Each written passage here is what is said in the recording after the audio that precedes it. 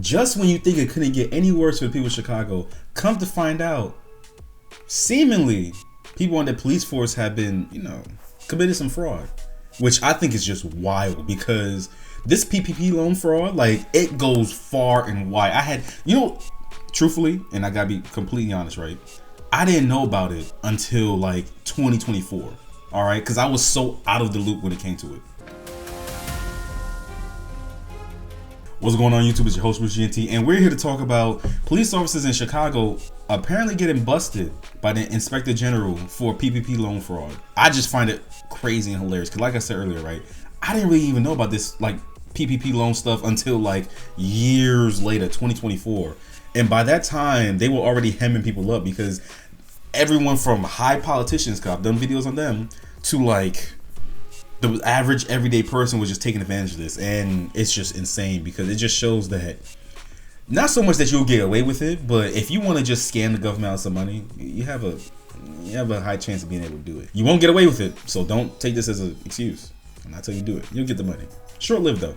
Welcome back to Good Day Chicago. Several more Chicago Police Department workers are being accused of fraudulently obtaining paycheck protection loans, those PPP loans, during the pandemic. And that's not the only new revelation. Inspector General Deborah Witzberg's latest report discovered, and she's here to talk a little bit about it. Thanks for coming in. Thanks for having me. So, I think this is so discouraging to hear because you trust the Chicago Police Department. You think that everybody working there has been vetted and is doing the right thing, but I know you can't share all of the specifics, but tell me what your report found.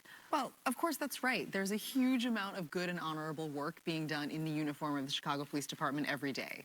There are also people breaking the rules, and when that happens, it's our responsibility to hold them accountable. So in the quarterly report that we issued just last week, we found that 2 additional CPD members, in addition to those we reported on so far, obtained PPP loans by defrauding the government. They made false statements in order to obtain those loans, and those people don't get to be police officers anymore. You don't get to both defraud the government and work for the government, and it is never more important than with our Chicago Police Department members that we can. Unless you are certain politicians within certain levels and you're able to hide it well. I'm just saying the quiet part out loud because I'm not going to sit here and act like there are people within the government that aren't doing some salacious shit they're not supposed to be doing and getting away with it. Like, we got to be honest about that. Right? And trust what people say. So what happened to those employees then? We asked the Chicago Police Department to fire them, to separate them from the department, and CPD has agreed to do so. How big of an issue is this PPP loan fraud within the city of Chicago? Well, a big one. At the beginning of this investigative effort, we identified about 1,000 loans that had been issued to people under our jurisdiction, city employees and officials. Now, certainly not all of those were fraudulent. Some of those were legitimate loans, but many of them have some indicia of fraud, and we are working through that pile of cases to make sure we're holding people accountable. And the fact that you're still discovering them, I mean, dating back to what, 2020, 2021? That's right. This is an enormous effort. The other thing that you revealed were some illegal campaign contributions. Tell us about that. That's right. So over the last couple of years, we've really harnessed our data capacities to do proactive campaign oversight. We cannot have a for sale sign on the door to City Hall. We've got to get illegal money out of city politics so that we can be certain that city officials are making decisions because they're the best for Chicagoans, not because they're the best for their own bottom line. Making decisions that are best for Chicagoans and not for their own bottom line. Pay attention to that, all right? Also,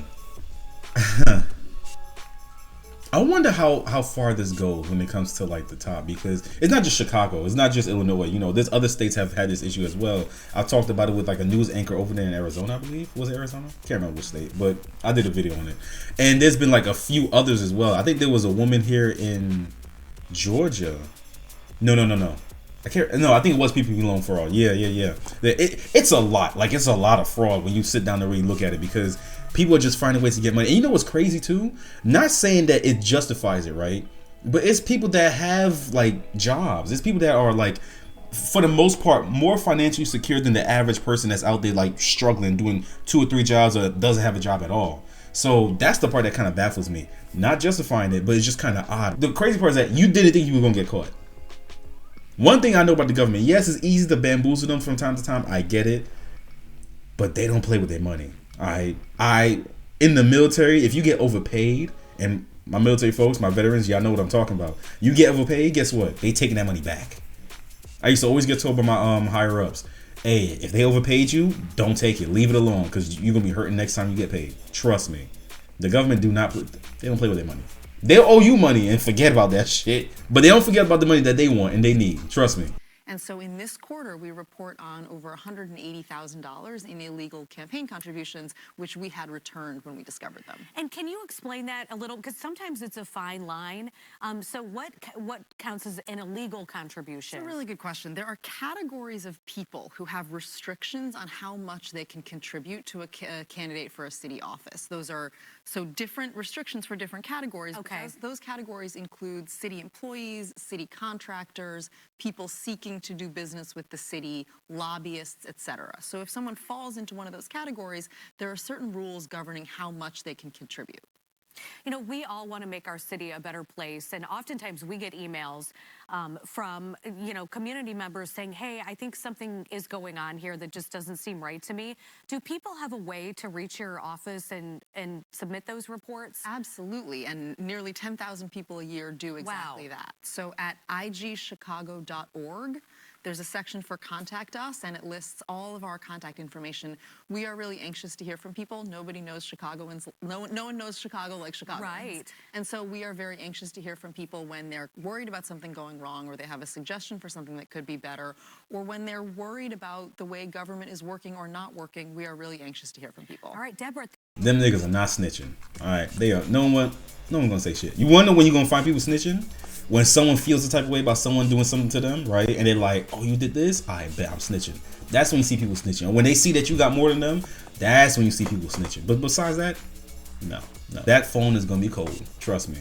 But besides that, right? The reason I wanted to point this out was because we're seeing a whole, I guess, deluge of fraud just coming out, whether it's done by the people, the citizens, or it's done by officials. And we're just looking around going, okay, it seems like everyone was just fattening their pockets while the average person, the average Joe, is out here just suffering. And this is another example because, yes, I understand this is just with the police force. I guarantee you is with other departments and other people within their administration, you know. And the wild part about it is when it comes to like the real fraud, I mean, the ones that are really making money, the ones that was really up there, like killing it, we probably not even gonna hear about that. This right here, you see, right? I think they should be blasting this everywhere to let the people know, especially in Chicago, because y'all broke. And your mayor is, I don't know, he's living in a la la land when it comes to how y'all gonna make some money. I definitely feel like this is something that needs to be put on blast to let the people see and know, hey, look, there are people that are among us that are abusing the system set forth in place to help those, and they're stealing money, our money. That's why I want to talk about this, because this is just insane. This is just crazy. Yeah, look, like I said, whole lot of funky money. It's crazy. Well, you guys already know the drill. That's it for this video. If you enjoyed it, leave a like. Comment down below. Tell me your thoughts. Do you feel like this is going on a whole lot more than what they've seen and what they've been investigating? Because you guys in Chicago especially, you will know because you guys have your ear to the ground. They just said it. The people that know Chicagoans the best are other Chicagoans. So let me know down in the comments below if you feel like, or if you heard some things going on. And if you did hear some things, don't be afraid. You can snitch. It's your money too. Trust me. You can snitch. But that's it for now. Don't forget to subscribe, and I'll see you in the next one. Peace.